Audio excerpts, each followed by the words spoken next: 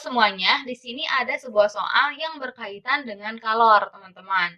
Yang ditanyain di sini itu adalah kalor yang diperlukan untuk memanaskan sesuatu, ya, suhu air. Nah, di sini suhu awal dari airnya itu adalah 20 derajat Celcius. Kita tulis sebagai T1. Massa dari air itu adalah 10 kg. Terus di sini airnya itu dipanaskan menjadi suhunya itu adalah 40 derajat Celcius.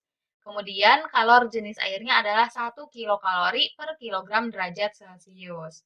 Nah, di sini yang pertama kali teman-teman harus lihat kalau misalnya ada soal fisika kayak gini, dalam soal apapun, mau itu tentang kalor, tentang gaya, tentang apapun itu, satuannya itu harus seragam. Nah, di sini kan satuan dari suhu itu derajat Celcius ya, sudah seragam di semuanya. Kemudian satuan dari massa itu adalah kilogram, udah sama, udah seragam.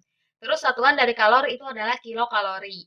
Jadi nanti di akhir teman-teman setelah mendapatkan berapa besar kalor yang dibutuhkannya itu satuannya bukan joule tapi kilokalori.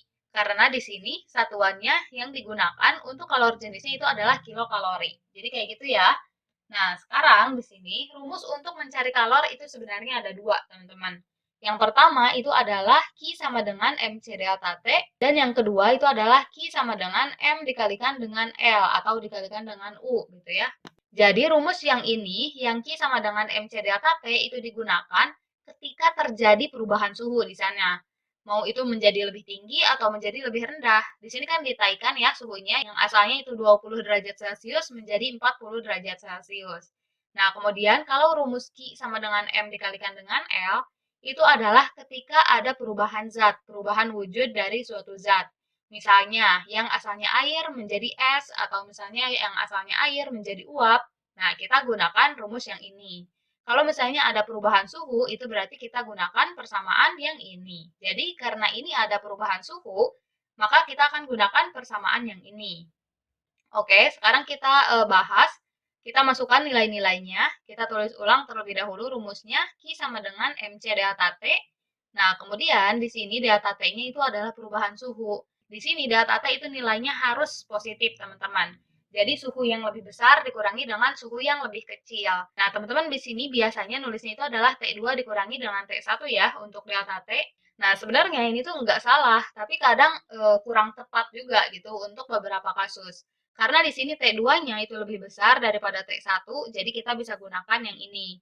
Kalau misalnya suhu akhirnya itu lebih kecil daripada suhu awal, maka kita bisa tulis T1 dikurangi T2, kayak gitu ya.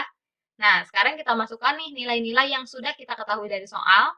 Massa dari airnya itu adalah 10 kg, kalor jenisnya adalah 1 kilokalori per kilogram derajat Celcius, T2 itu adalah 40 dan T1 adalah 20. Nah, kita kalikan, 10 dikali 1 adalah 10, 40 dikurangi 20 adalah 20. 10 dikali 20 adalah 200. Nah, jadi kalori yang dibutuhkannya itu adalah sebesar 200 kilokalori. Ingat teman-teman, di sini satuannya itu adalah kilokalori, bukan joule.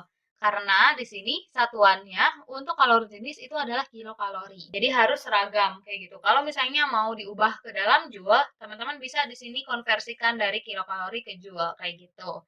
Makasih banyak udah mau menonton, semoga bisa membantu.